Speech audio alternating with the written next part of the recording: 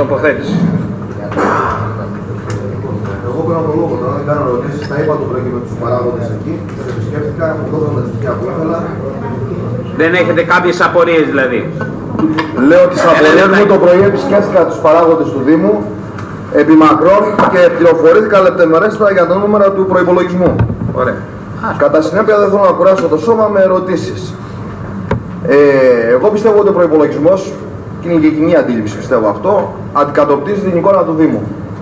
Ένας προϋπολογισμός και πλασματικός να είναι, δείχνει και τις προθέσεις που έχει μια δημοτική αρχή και τις δυνατότητες που έχει για τον επόμενο χρόνο, αλλά και τις δυνατότητες υλοποίησης κάποιων πραγμάτων έτσι όπως τα προέβλεψε από την προηγούμενη χρονιά.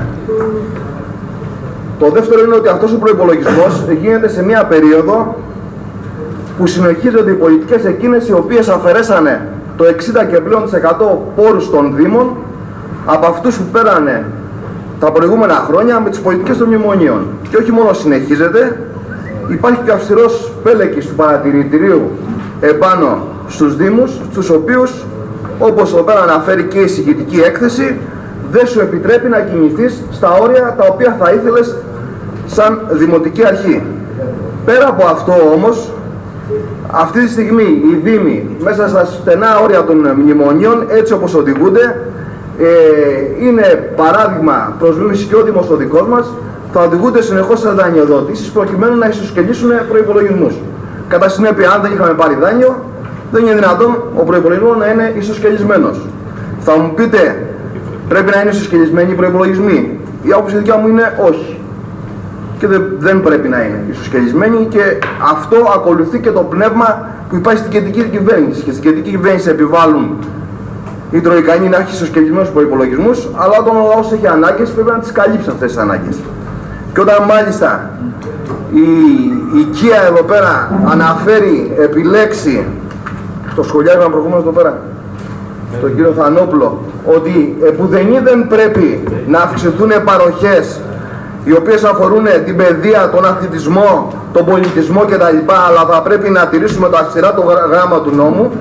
Αντιλαμβάνεστε ότι ο Δήμος το μόνο που μπορεί να κάνει αυτή τη στιγμή είναι να έχει έσοδα, να πληρώνει τους υπαλλήλους και να δανείζεται προκειμένου να βγάλει τα υπόλοιπα. Και όταν να βγάλει τα υπόλοιπα, να κάνει τα ουσιαστικά. Γιατί αν δούμε τον προϋπολογισμό το δικό μας, και ξεκινάω από αυτό, στα έξοδα του, στο σύνολο των εξόδων του,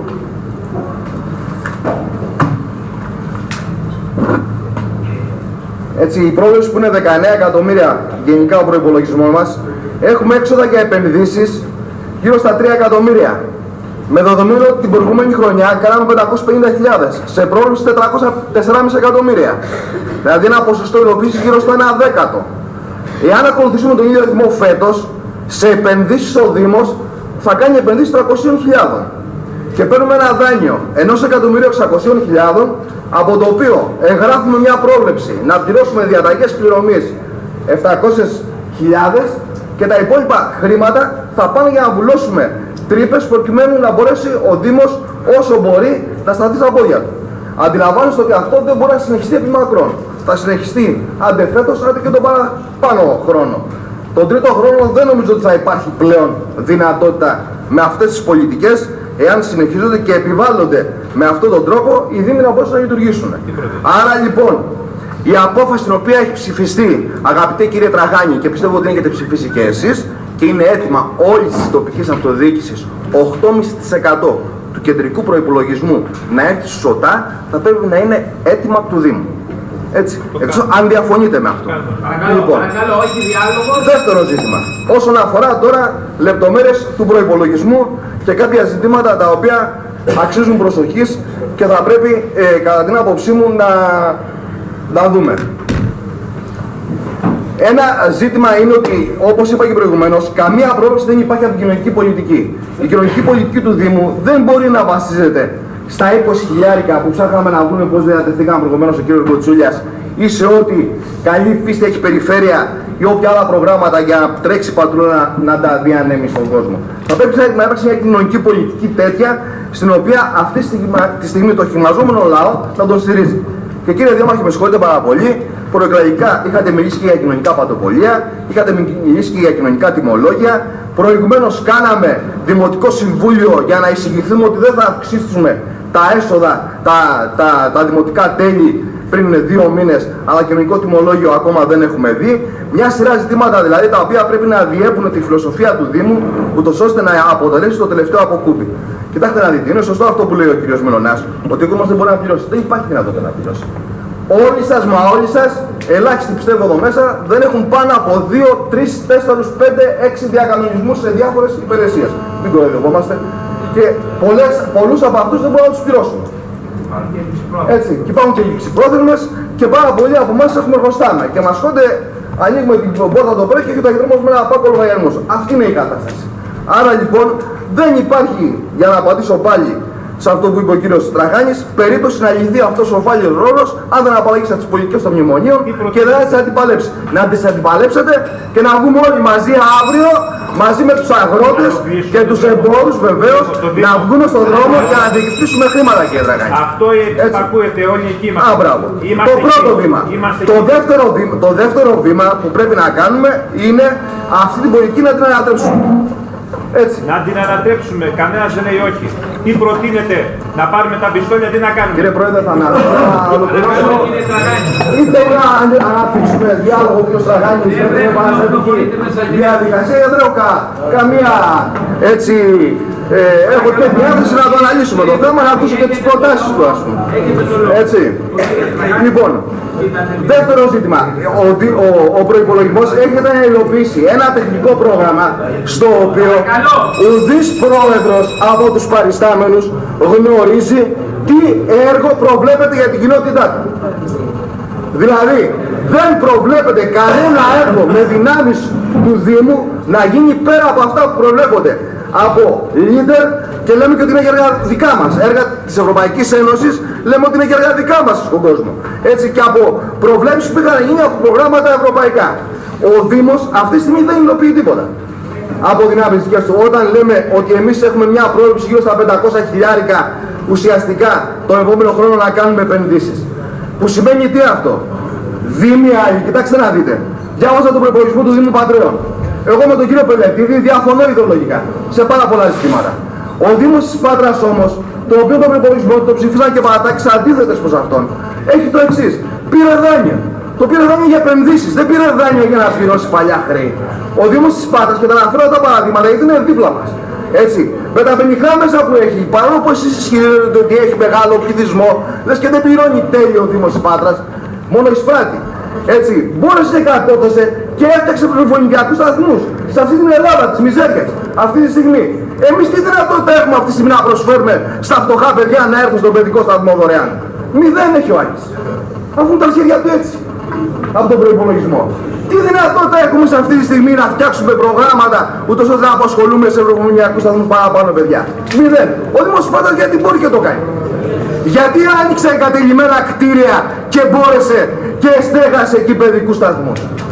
Σημαίνει ότι κάποια πράγματα μπορούν και να βλέπουν λίγο ορθολογικά. Και για να τα δεις ορθολογικά δεν μπορεί να σπάς τα ποσά που προβλέπεις εδώ για χρώματα σε επιμέρους ποσά για να κάνεις απευθείας αναθέσεις αύριο το πρωί. Θα πρέπει να υπάρξει ένα νοικοκύρεμα σε αυτές τις διαδικασίες και είναι πολιτική βούληση δικιά σας να μπορέσετε αυτές τις απευθείας αναθέσεις να τις σταματήσετε και να υπάρξει ένας προγραμματισμός και ένα νοικοκύρεμα. Υπάρχουν κάποια στοιχεία στον προϋπολογισμό θετικά και οφείλουμε να τα αναγνωρίσουμε. Ποια είναι αυτά?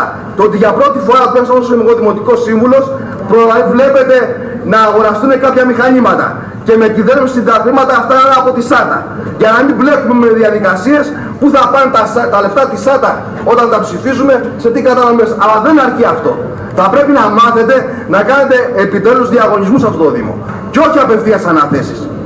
Παρακολούθησα προχθές την Δημαρχιακή Επιτροπή, την Οικονομική Επιτροπή, στην οποία ήρθε ένα ένταλμα το οποίο ζητάει πρώτον αυτό σε 4 μέρη σπασμένο το ποσό για να μην έρθει στο Δημοτικό Συμβούλιο, έτσι, το ποσό αυτό για το συγκεκριμένο εργολάβο στην Επιτροπή, την Εκτελεστική Επιτροπή του 2013 καταμαρτυρείται και δηλώνουν και για τη Δημαρχιακή ότι οι εργασίες αυτές αφορούν ποσό ύψους 17.000 ευρώ και το συγκεκριμένο ένταλμα ζητάει 80.000 ευρώ. Εγώ το ανέφερα στον κύριο Αντιδήμαρχο αυτό το περιστατικό. Και μάλιστα στη μία εντολή ο κύριος αυτός ζητάει και χρήματα την περίοδο την προεκλογική. Δηλαδή υπήρχαν αντιδήμαρχοι που προεκλογικά δίνανε εντολές απευθείας. Με το στόμα. Δίνανε εντολή στους εργολάβους να κάνουν έργα προεκλογικά τον Απρίλιο μήνα του 2014 και τον Μάρτιο. Λοιπόν, αυτά τα ποσά έχουν ελεγχθεί. Εάν πάμε με αυτή τη λογική, όχι 700.000 δεν μας φτάνουν, ούτε 700 εκατομμύρια. Διότι αν ανοίξει ο δρόμος, ότι με μια διαταγή και με μια βεβαίωση υστερινού αντιδημάτου, κύριε Σκάγια, συγγνώμη, με τι μέτρο εσείς βεβαιώσατε ότι αυτές οι εργασίες κάνουν 17.000 ευρώ η κάθε μία? Μπορείτε να μας πείτε. Με ποιο μέτρο? Έχετε κάποια μέτρα, γνωρίζετε, ας πούμε. Έχετε κάποιες εταιρείες εκθέσεις? Όχι, με συγχωρείτε πάρα πολύ. Αυτό είναι ενδεικτικό για το πώς θα καλυφθεί το ποσό των 700.000 ευρώ το οποίο προβλέπετε. Και σας πληροφορώ πολύ, εάν ανοίξετε αυτόν τον δρόμο, θα κάνουν κρά όλοι όσοι έχουν απαιτήσεις τέτοιου είδους, κατά την άποψή μου είναι πολύ σοβαρό και πρέπει να εξεταστούν αυτές οι απαιτήσεις, έτσι, και τα χρήματα αυτά, όχι ενός δανείου και 2 και 3 δεν θα καλυφθούν. Κατά συνέπεια, για λόγους πολιτικούς που σας ανέλησα. Δεύτερον, για δεύτερους διαχειριστικούς, εμείς καταψηφίζουμε ως παράταξη αυτόν τον συγκεκριμένο προϋπολογισμό και παρακαλώ πάρα πολύ, επιτέλους, κύριε Μιλωνά, να ανοίξει η συζήτηση με τον τρόπο που εσείς θα καθορίσετε. Εμείς είμαστε διαθέσιμοι όσον αφορά για το ύψος των παλαιών οφειλών και πώς αυτές θα καλυφθούν. Προτείνω, έστω και στα πλαίσια του προϋπολογισμού, αυτή η συζήτηση καταρχήν να γίνει σε επίπεδο επικεφαλής των παρατάξεων και να ακολουθήσει και συζήτηση στο Δημοτικό Συμβούλιο. Εάν αυτό δεν γίνει, εμείς ως παράταξη θα το φέρουμε το θέμα στο Δημοτικό Συμβούλιο συλλέγοντας υπογραφές και από τους άλλους συναδέλφους. Ευχαριστώ. Ευχαριστούμε τον κύριο Κοτσούλια, τον κύριο Κουνάβη, ο κύριος Θανό.